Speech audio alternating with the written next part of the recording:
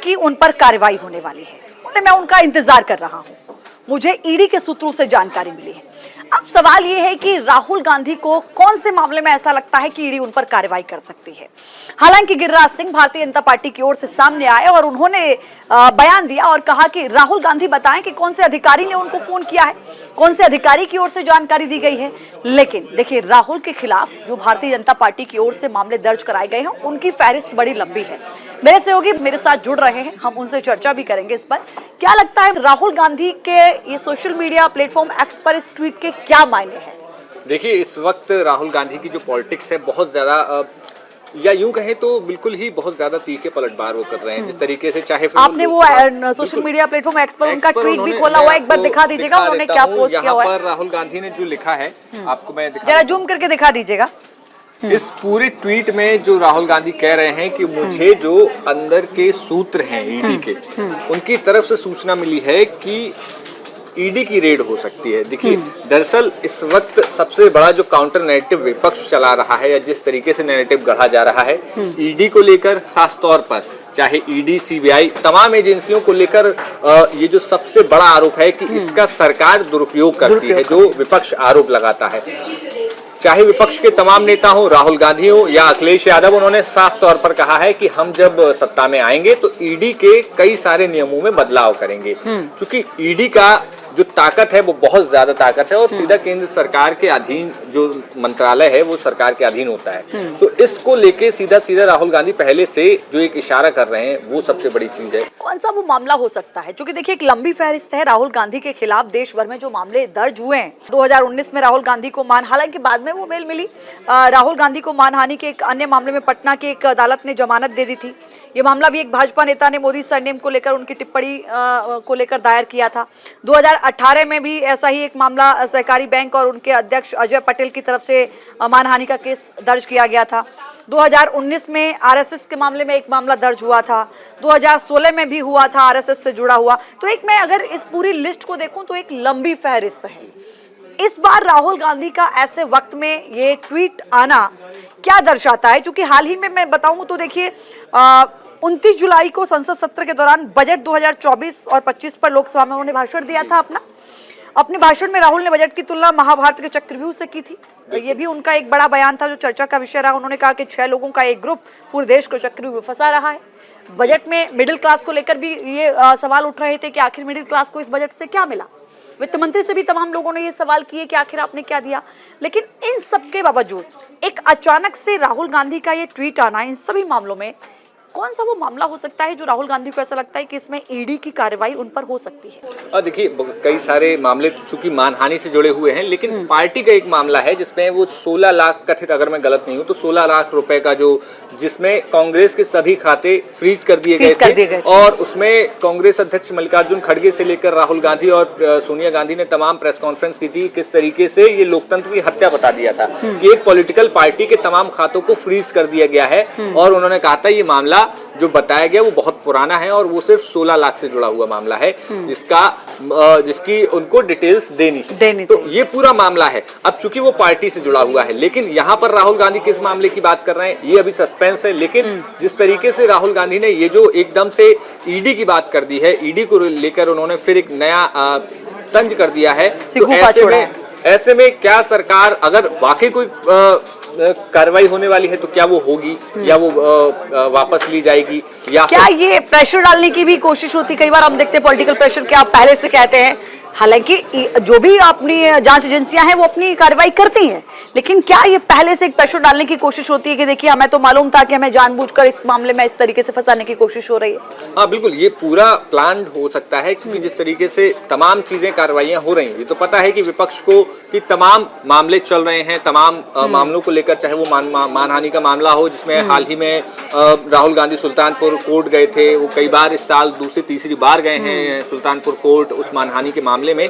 तो ऐसे में ये तमाम कानूनी कार्रवाई तो चलती ही है। ऐसे में जब ईडी का मामला अगर राहुल गांधी खड़ा कर रहे हैं तो इससे पूरा एक सियासी नैरेटिव भी खड़ा होता है कि क्या अगर ऐसे में ईडी कार्रवाई कर देती है तो विपक्ष को एक प्लस पॉइंट कहने को मिल जाएगा, देखिए हमने कहा था और इन्होंने हमारे ऊपर जानबूझकर नेता प्रतिपक्ष को फंसाने की कोशिश हो रही है, फंसाने की कोशिश की और कार्रवाइयां बदले की भावना से की जा रही है। क्योंकि संसद में कांग्रेस और तमाम उनके नेता बहुत एग्रेसिवली बोल रहे हैं और राहुल गांधी ने पिछले दिनों जिस तरीके से आपने कहा कि द्रोणाचार्य से लेकर पूरा जो चक्रव्यूह की बात की, जो 6 लोगों की बात की कि अंदर जो चक्रव्यूह होता है, और राहुल गांधी ने कहा कि मुझे सिर्फ मछली की आंख दिख रही है, तो वो इस वक्त मछली की आंख जो है चुनाव है और आगे आने वाले समय में भारतीय जनता पार्टी पर क्या कुछ राहुल गांधी अभी और निशाना साधेंगे, ये अभी बहुत कुछ जानना बाकी है। निश्चित तौर पर देखिए ईडी की कार्रवाई होती है या नहीं ये तो वक्त बताएगा किस मामले में होगी। हालांकि इसको लेकर भी कोई खबर या कोई न्यूज इस तरीके की सामने नहीं आई है,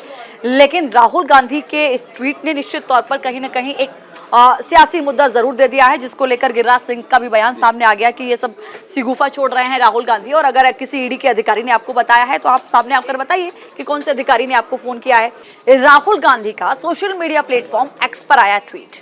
उन्होंने लिखा कि मुझे जानकारी मिली है कि ईडी की उन पर कार्रवाई होने वाली है और मैं उनका इंतजार कर रहा हूं। मुझे ईडी के सूत्रों से जानकारी मिली है। अब सवाल यह है कि राहुल गांधी को कौन से मामले में ऐसा लगता है कि ईडी उन पर कार्रवाई कर सकती है। हालांकि गिरिराज सिंह भारतीय जनता पार्टी की ओर से सामने आए और उन्होंने बयान दिया और कहा कि राहुल गांधी बताएं कि कौन से अधिकारी ने उनको फोन किया है, कौन से अधिकारी की ओर से जानकारी दी गई है। लेकिन देखिए राहुल के खिलाफ जो भारतीय जनता पार्टी की ओर से मामले दर्ज कराए गए हैं उनकी फहरिस्त बड़ी लंबी है। मेरे सहयोगी मेरे साथ जुड़ रहे हैं, हम उनसे चर्चा भी करेंगे इस पर।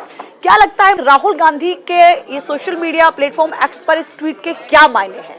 देखिए इस वक्त राहुल गांधी की जो पॉलिटिक्स है बहुत ज्यादा या यूं कहें तो बिल्कुल ही बहुत ज्यादा तीखे पलटवार वो कर रहे हैं। जिस तरीके से चाहे आपने वो सोशल मीडिया प्लेटफॉर्म एक्स पर उनका ट्वीट भी खोला हुआ है, एक बार दिखा दीजिएगा उन्होंने क्या पोस्ट किया हुआ है। राहुल गांधी ने जो लिखा है आपको मैं जरा जूम करके दिखा दीजिएगा। इस पूरे ट्वीट में जो राहुल गांधी कह रहे हैं कि मुझे जो अंदर के सूत्र हैं ईडी के, उनकी तरफ से सूचना मिली है कि ईडी की रेड हो सकती है। देखिए दरअसल इस वक्त सबसे बड़ा जो काउंटर नैरेटिव विपक्ष चला रहा है या जिस तरीके से नैरेटिव गढ़ा जा रहा है ईडी को लेकर, खास तौर पर चाहे ईडी सीबीआई तमाम एजेंसियों को लेकर ये जो सबसे बड़ा आरोप है कि इसका सरकार दुरुपयोग करती है, जो विपक्ष आरोप लगाता है। चाहे विपक्ष के तमाम नेता हो, राहुल गांधी हो या अखिलेश यादव, उन्होंने साफ तौर पर कहा है कि हम जब सत्ता में आएंगे तो ईडी के कई सारे नियमों में बदलाव करेंगे। क्योंकि ईडी का जो ताकत है वो बहुत ज्यादा ताकत है और सीधा केंद्र सरकार के अधीन जो मंत्रालय है वो सरकार के अधीन होता है। तो इसको लेके सीधा सीधा राहुल गांधी पहले से जो एक इशारा कर रहे हैं वो सबसे बड़ी चीज है। कौन सा वो मामला हो सकता है? क्योंकि देखिए एक लंबी फहरिस्त है राहुल गांधी के खिलाफ देश भर में जो मामले दर्ज हुए हैं। 2019 में राहुल गांधी को हालांकि बाद में वो बेल मिली, राहुल गांधी को मानहानि के एक अन्य मामले में पटना की एक अदालत ने जमानत दे दी थी। ये मामला भी एक भाजपा नेता ने मोदी सरनेम को लेकर उनकी टिप्पणी को लेकर दायर किया था। 2018 में भी ऐसा ही एक मामला सहकारी बैंक और उनके अध्यक्ष अजय पटेल की तरफ से मानहानि का केस दर्ज किया गया था। 2019 में आरएसएस के मामले में एक मामला दर्ज हुआ था। 2016 में भी हुआ था आरएसएस से जुड़ा हुआ। तो एक मैं अगर इस पूरी लिस्ट को देखूं तो एक लंबी फहरिस्त है। इस बार राहुल गांधी का ऐसे वक्त में ये ट्वीट आना क्या दर्शाता है? क्योंकि हाल ही में मैं बताऊं तो देखिए 29 जुलाई को संसद सत्र के दौरान बजट 2024 और 25 पर लोकसभा में उन्होंने भाषण दिया था। अपने भाषण में राहुल ने बजट की तुलना महाभारत के चक्रव्यूह से की थी। तो ये भी उनका एक बड़ा बयान था जो चर्चा का विषय रहा। उन्होंने कहा कि 6 लोगों का एक ग्रुप पूरे देश को चक्रव्यूह में फंसा रहा है। बजट में मिडिल क्लास को लेकर भी ये सवाल उठ रहे थे कि आखिर मिडिल क्लास को इस बजट से क्या मिला। वित्त मंत्री से भी तमाम लोगों ने ये सवाल किए कि आखिर आपने क्या दिया। लेकिन इन सब के बावजूद एक अचानक से राहुल गांधी का ये ट्वीट आना, इन सभी मामलों में कौन सा वो मामला हो सकता है जो राहुल गांधी को ऐसा लगता है कि इसमें ईडी की कार्रवाई उन पर हो सकती है? देखिए कई सारे मामले चूंकि मानहानि से जुड़े हुए हैं, लेकिन पार्टी का एक मामला है जिसमें वो 16 लाख कथित, अगर मैं गलत नहीं हूं तो 16 लाख रुपए का जो जिसमें कांग्रेस के सभी खाते फ्रीज कर दिए गए थे। और उसमें कांग्रेस अध्यक्ष मल्लिकार्जुन खड़गे से लेकर राहुल गांधी और सोनिया गांधी ने तमाम प्रेस कॉन्फ्रेंस की थी। किस तरीके से ये लोकतंत्र की हत्या बता दिया था कि एक पॉलिटिकल पार्टी के तमाम खातों को फ्रीज कर दिया गया है। और उन्होंने कहा था ये मामला मामला जो बताया गया वो बहुत पुराना है और वो सिर्फ 16 लाख से जुड़ा हुआ मामला है, जिसकी उनको डिटेल्स देनी तो ये पूरा मामला है। अब चूंकि वो पार्टी से जुड़ा हुआ है, लेकिन यहाँ पर राहुल गांधी किस मामले की बात कर रहे हैं ये अभी सस्पेंस है। लेकिन जिस तरीके से राहुल गांधी ने ये जो एकदम से ईडी की बात कर दी है, ईडी को लेकर उन्होंने फिर एक नया तंज कर दिया है, तो ऐसे में क्या सरकार अगर वाकई कोई कार्रवाई होने वाली है तो क्या वो होगी या वो वापस ली जाएगी, या क्या ये प्रेशर डालने की भी कोशिश होती? कई बार हम देखते हैं पॉलिटिकल प्रेशर के, आप पहले से कहते हैं, हालांकि जो भी अपनी जांच एजेंसियां हैं वो अपनी कार्रवाई करती हैं, लेकिन क्या ये पहले से एक प्रेशर डालने की कोशिश होती है कि देखिए हमें तो मालूम था कि हमें जानबूझकर इस मामले में इस तरीके से फंसाने की कोशिश हो रही है? हाँ बिल्कुल, ये पूरा प्लान हो सकता है, क्योंकि जिस तरीके से तमाम चीजें कार्रवाइयां हो रही हैं, ये तो पता है कि विपक्ष को कि तमाम मामले चल रहे हैं, तमाम मामलों को लेकर, चाहे वो मानहानि का मामला हो जिसमें हाल ही में राहुल गांधी सुल्तानपुर कोर्ट गए थे, वो कई बार इस साल दूसरी तीसरी बार गए हैं सुल्तानपुर कोर्ट उस मानहानि के मामले में। तो ऐसे में ये तमाम कानूनी कार्रवाई तो चलती ही है। ऐसे में जब ईडी का मामला अगर राहुल गांधी खड़ा कर रहे हैं तो इससे पूरा एक सियासी नैरेटिव भी खड़ा होता है कि क्या अगर ऐसे में ईडी कार्रवाई कर देती है तो विपक्ष को एक प्लस पॉइंट कहने को मिल जाएगा, देखिए हमने कहा था और इन्होंने हमारे ऊपर जानबूझकर नेता प्रतिपक्ष को फंसाने की कोशिश हो रही है, फंसाने की कोशिश की और कार्रवाइयां बदले की भावना से की जा रही है। क्योंकि संसद में कांग्रेस और तमाम उनके नेता बहुत एग्रेसिवली बोल रहे हैं और राहुल गांधी ने पिछले दिनों जिस तरीके से आपने कहा कि द्रोणाचार्य से लेकर पूरा जो चक्रव्यूह की बात की, जिन 6 लोगों की बात की कि अंदर जो चक्रव्यूह होता है, और राहुल गांधी ने कहा कि मुझे सिर्फ मछली की आंख दिख रही है, तो वो इस वक्त मछली की आंख जो है चुनाव है और आगे आने वाले समय में भारतीय जनता पार्टी पर क्या कुछ राहुल गांधी अभी और निशाना साधेंगे, ये अभी बहुत कुछ जानना बाकी है। निश्चित तौर पर देखिए ईडी की कार्रवाई होती है या नहीं ये तो वक्त बताएगा, किस मामले में होगी। हालांकि इसको लेकर भी कोई खबर या कोई न्यूज इस तरीके की सामने नहीं आई है, लेकिन राहुल गांधी के इस ट्वीट ने निश्चित तौर पर कहीं ना कहीं एक सियासी मुद्दा जरूर दे दिया है, जिसको लेकर गिरिराज सिंह का भी बयान सामने आ गया कि ये सब सिगुफा छोड़ रहे हैं राहुल गांधी। और अगर किसी ईडी के अधिकारी ने आपको